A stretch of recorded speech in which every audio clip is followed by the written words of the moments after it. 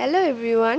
তো সবাইকে ওয়েলকাম আমার নিউ ব্লগে। তো আজকে আমি তোমাদের সাথে what I it in a day, মানে আমি সারাদিনে কী কী খাই সেগুলো শেয়ার করব তোমাদের সাথে। তো তো চলো। তো প্রথমেই কিন্তু আমি সকালবেলা আমার শাশুড়ি মায়ের হাতে চা আর বিস্কুট নিয়ে বসে পড়েছি, আর এই পিঠা আমি বানিয়েছি। তো চাটা অ্যাকচুয়ালি শাশুড়ি মার হাতে বলতে, কারণ ওনার চায়ের একটা ছোট্ট দোকান আছে যেখানে উনি চা বিক্রি করেন, আর ওই চা মানে প্যাকেট দুধ দিয়ে বানান। তো আমার তো খুবই ভালো লাগে সেই চাটা খেতে। তো সেই চাটাই আমাকে গৌতম এনে দেয়। তো আমি সকালবেলা মাঝে মাঝেই সেই চাটা খাই। আর আজকে ইপিও বানিয়ে নিয়েছিলাম। তোমাদের কার কার ইপি ভালো লাগে কমেন্ট করে জানিও।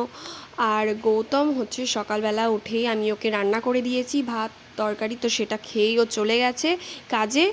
তো আমি মেনলি চাটা আর কি খাচ্ছি, আর এক একদিন ও চা খায়, কিন্তু আজকে যেহেতু ও লেট হয়ে গেছিলো তার জন্য চা খাইনি, আর আমি সকালবেলার জন্য ইপি আর চাটা খাচ্ছি। তারপর যখন টাইম হবে 11টা বাজবে তখন আমি সকালে খাবার আর কি খাই, 11টা থেকে 12টা।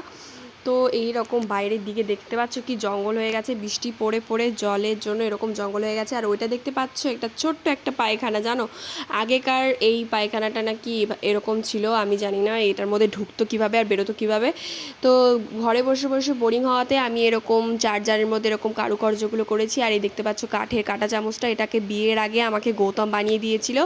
তো আজকে আমি রান্না করেছিলাম আলু সেদ্ধ আর কাঁঠালের বীজ সেদ্ধ মাখা করেছিলাম, আর আলু ভাজা, আর করেছিলাম আমি সর্ষে দিয়ে কাতলা মাছ, আর ডালও করেছিলাম। আর আমার না এইরকম সর্ষে দিয়ে কাতলা মাছ খেতে মানে ভাপা করে খেতে দারুণ লাগে, ইলিশ মাছের মতনই আর কি লাগে।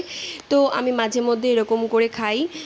তোমরাও একবার ট্রাই করতে পারো, রেসিপিটা চাইলে আমি দিয়ে দেবো। তোমরা কারা কারা এই কাঁঠালের বীজ সেদ্ধ করে মানে মেখে খেয়েছো আমাকে কিন্তু কমেন্ট করে জানিও, আর তোমাদের কেমন লাগে সেটাও জানিও। আমি শুনেছি অনেকে এটা বাটাও খায়, আবার অনেকে এটা সেদ্ধ করেও খায়। তো আমার বিশেষ করে ভাজাটা বেশি ভালো লাগে ডাল দিয়ে। আর আজকে আমি ফার্স্ট টাইম এই সেদ্ধটা মেখেছিলাম, বাট আমার বেশ ভালোই লেগেছে, খারাপ লাগেনি।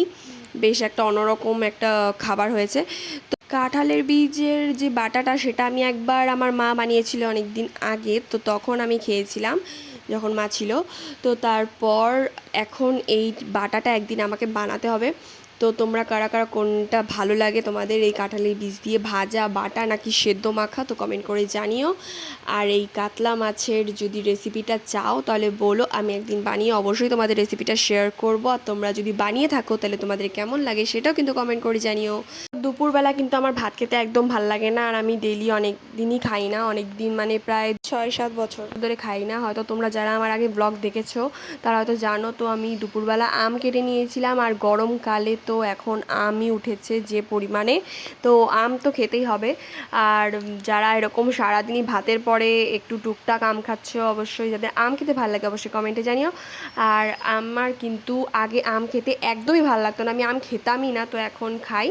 আর রাতের বেলা আমি আমার নিজের হাতে একটা সিজলার প্ল্যাটার তৈরি করেছিলাম। তো এখানে ছিল চিকেন নুডলস, মানে চাউমিন, দেখতে পাচ্ছে কঙ্কালটাকে, কি আর বলবো, মনে আমি ওকে খেতে দিই না। তো যাই হোক, তো এই রকম একটা প্ল্যাটার তৈরি করেছিলাম যেখানে ছিল চিকেন সসেজ, যেটা আমি বাড়িতে বানিয়েছিলাম। রেসিপিটা আমার অবশ্যই ডলি লাইফস্টাইল আমার ইউটিউব চ্যানেলে আছে। আর চিকেন চাউমিন বানিয়েছিলাম, তার সাথে কয়েকটা ফ্রেঞ্চ ফ্রাইও বানিয়েছিলাম। তো এই ছিল আমার আজকে রাতের ডিনার, মানে সিজলার প্ল্যাটার। তো ভিডিও ভালো লাগে লাইক কমেন্ট শেয়ার সাবস্ক্রাইব করে দিও, আর পেজটাকে অবশ্যই ফলো করে দিও। আজকের মতো টাটা, আবার দেখা হচ্ছে নেক্সট কোনো ব্লগে।